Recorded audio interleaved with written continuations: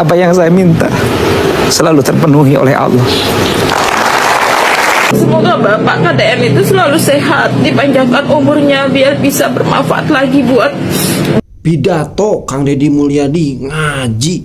Kang Deddy Mulyadi membuat satu ruangan terdiam, tersentuh.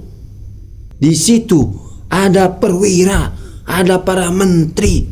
Kang Deddy gak takut siapapun itu. Yang penting rakyatnya sejahtera.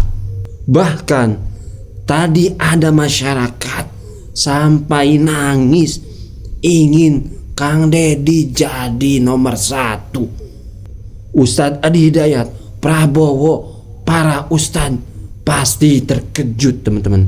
bangsa kita. Meski aku tuh bukan orang Jabar, aku tuh orang NTB Pak, aku orang Lombok, tapi senang banget lihat vlog-vlognya Bapak, dan aku tuh kagum banget sama Bapak. Seandainya Bapak ini bisa, seandainya Bapak ada 20 orang di seluruh Indonesia ini, mungkin gak ada lagi Indonesia yang miskin Pak. Mungkin rakyatnya bakalan sejahtera Pak. Mungkin Indonesia akan maju dalam 5 tahun ke depan. Gila, bener-bener gila. KDM jadi pusat perhatian masyarakat seluruh Indonesia. Bukan hanya Jawa Barat saja. Kali ini KDM diminta bantuannya oleh istri Mas Botok. Nih, istri ini, istri orang ini, untuk menyelesaikan masalah di Pati, Jawa Tengah. Kang Deddy, kita lanjutkan. Menarik karena perjalanan hidup Anda tadi mahasiswa, jualan, nggak malu ya, mencari tambahan. Bahkan saya dengar Anda nggak makan 3 hari waktu kuliah dulu. Iya. Nggak mati itu ya. Pengalaman hidup yang tidak mudah. Sekarang yang jadi pertanyaan adalah bagaimana Anda bisa jadi bupati? Bagaimana ceritanya? Ya, berawal dari karir jadi anggota DPRD. Oke. Saya DPRD dimulai dari pedagang beras. Pedagang Ya, beras. saya jualan beras, kemudian punya uang, punya modal. Nyalon anggota DPRD, saya menang. Kemudian saya jadi anggota DPRD jam 5 pagi sudah di kantor. Ngapain? Untuk bikin konsep, bikin pandangan. Waktu itu dominasi saya terhadap pemerintah sangat kuat. Gagasan-gagasan saya. Hampir 3/4 gagasan pemerintah itu dipasok dari DPRD. Karena Anda memang sudah terbiasa berorganisasi ya, terbiasa aktivis ya. Terbiasa berorganisasi, terbiasa kerja keras, terbiasa buka pandangan. Saya pernah terbiasa di demo, saya pernah di demo 20.000 orang. Saya hadapin. Waktu jadi apa? Anggota DPRD, buruh, masalah buruh. Sampai hari ini teman-teman pendemo itu jadi teman. Sehingga ketika saya jadi bupati, nggak ada lagi yang demo. Tunggu dulu, apa yang membuat Anda tertarik masuk ke jalur politik? Ya, bisa berbuat lebih banyak dalam membuat kebijakan-kebijakan. Mas Andi sekritis apapun kan susah, paling jadi wacana. Kalau bupati bisa langsung action. Oh. Ceritanya begitu. Ceritanya begitu. Oke. Tapi sebelum jadi bupati kan Anda jadi wakil bupati. Iya. Setelah dari Iya, dia anggota DPRD, teman saya ngomong, kamu jangan lama-lama di sini. Itu udah 3 tahun. Pusing kita katanya, dengerin kamu tiap hari ngomong kita nggak ngerti. Bikin pandangan umumnya bahasanya terlalu tinggi katanya. Udah pindah dari sini. Pindah kemana? Jadi wakil bupati. Wakil bupati ini kita nggak percaya diri waktu itu ya, karena usia saya baru 30 tahun. Terus kemudian bagaimana Anda kemudian ikut pilkada dan Ya, ikut pilkada juga nekat. Nekatnya? Ya, modalnya cuma 500.000 di dompet. Kok bisa? Saya nekat aja 500.000 di dompet, daftar aja ke KPU. Gimana? Saya dari dulu yakin betul kalau punya niat pasti Allah memberikan jalan. Jadi waktu ikut pilkada sebagai calon bupati, Iya, melawan itu bupati. Tahun berapa? 2008 Hasilnya? menang. Prosentasenya? Hampir 40%. Itu tahun 2008 Ya. sampai 2013 terus kemudian sekarang periode kedua. Periode kedua. Anda menang lagi. menang lagi. Prosentasenya? 67%.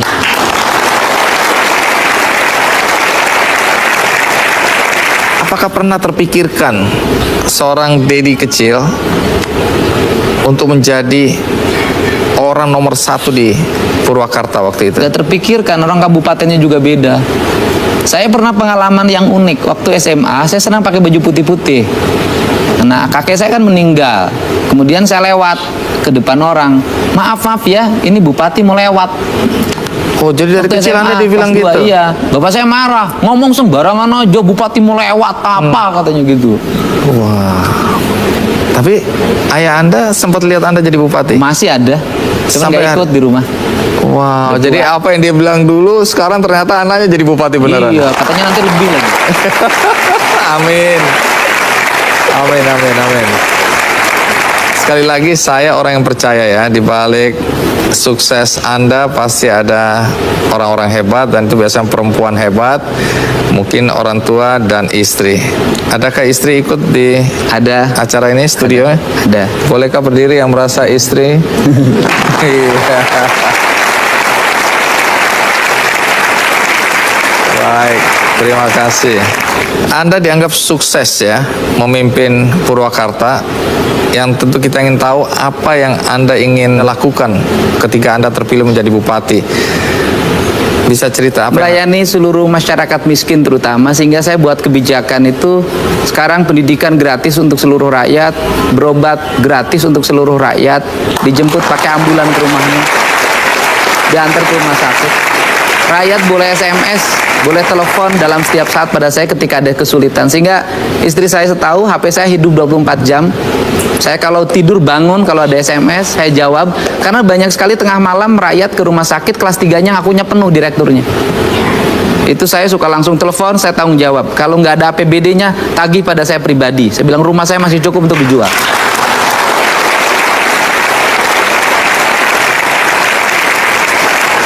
Apa yang membuat Anda bisa menjadi bupati dan kemudian bahkan terpilih untuk kedua kalinya? Iya, istri saya tahu betul persoalan ini. Di hati saya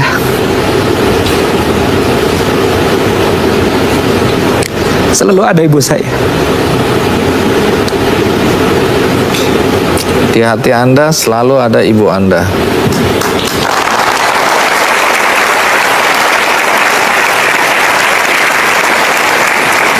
Kenapa Anda menangis? Apa yang teringat? Keikhlasannya. Tidak pernah mengaku sakit, tidak pernah mengaku susah. Dia selalu tersenyum ketika menghadapi kesulitan. Ibu Anda masih ada? Sudah tidak ada. Itu Anda kenang tentang ibu. Iya, dan ketika dia tidak punya daya ingat apapun terhadap sesuatu, saya selalu bercerita dan selalu meminta sesuatu, dan nggak tahu apa yang saya minta selalu terpenuhi oleh Allah. Luar biasa.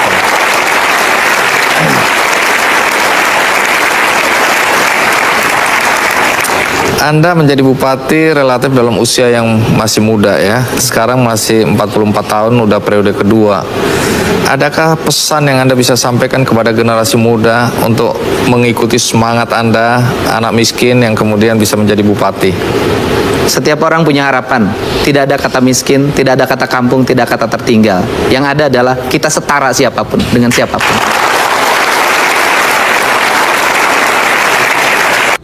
Bilang apa? Ya, makanya badannya kurus. Kok bisa hidup Anda ya? Saya juga aneh. Nah, saya dengar untuk menambah lauk Anda cari keong. Ya kan, kalau ini kan kalau malam-malam ibu saya suka ngajakin cari belalang. Belalang untuk apa? Dimakan. Belalang dimakan ya? Iya. Ini belalang sawah ini ya? Iya. Nah, soal jualan es mambu nanti saya tanyakan, tapi sampai umur berapa Anda masih harus juga membantu orang tua untuk menambah lauk pauk gitu? Karena saya dengar Anda juga bekerja ya? Ya itu sampai SMA. Sampai SMA? Iya. Baik, sebelum kita lanjutkan ya, karena menarik untuk tahu Anda jual es mambu dulu. Kenapa jual es mambu, jual layang-layang ya, macam-macam. Termasuk Anda juga ada urusan dengan batu bata ya? Iya. Jadi untuk sukses mungkin ada urusan dengan batu bata juga kita ya. Nanti ada cerita, tapi sekarang Jadi Anda pernah jadi tukang ojek? Ya, Di daerah mana itu? di Kampung Sukadaya, Desa Sukasari, Subang. Berapa penghasilan tukang ojek sehari? 2000. Jadi kenapa Anda sampai harus jadi tukang ojek? Ya nambahin buat biaya sekolah. Cari rumput. Itu Iya. juga untuk pakan ternak. Untuk kambing, saya kan waktu sejak kelas 1 SD punya kambing. Menarik. Domba lah kalau di Subang. Soal jualan es mampu dan lain-lain itu kenapa ya? Ya es bambu itu kan saya pengen makan es kayak orang, tapi nggak punya duit. Terus? Ya akhirnya gimana caranya punya bisa makan es? Cita-citanya cuma makan es. Yang ngambilnya dari Mang Rojak, tetangga. Oh, masih kenal Mang Rojak ya? Oh masih Haji Rojak. Oh, terus? Nah kemudian dapat 50 kan satu kali tempatnya itu 50 itu dapat pelingnya 5 lebihnya itu untuk boleh dimakan. Nah saya malah ketika dagang itu malah nggak makan karena sayang diuangin semuanya.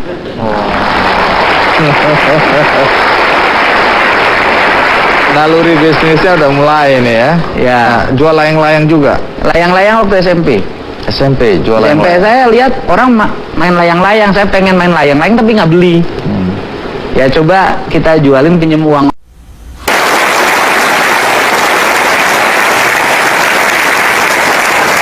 Apa yang membuat Anda bisa menjadi bupati dan kemudian bahkan terpilih untuk kedua kalinya? Iya, istri saya tahu betul persoalan ini. Di hati saya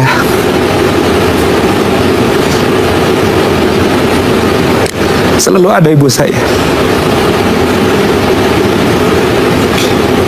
Di hati Anda selalu ada ibu Anda.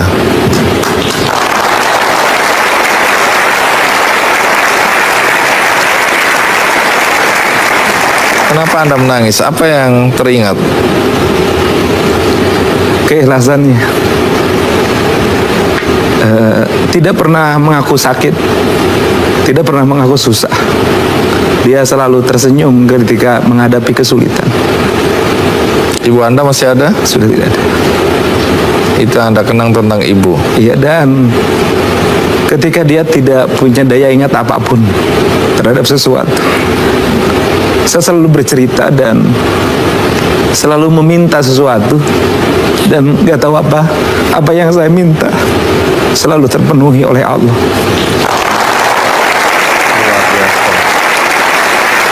Ini Nyoman Yuni SPPK dan Mas Budi Santoso siap. Oke.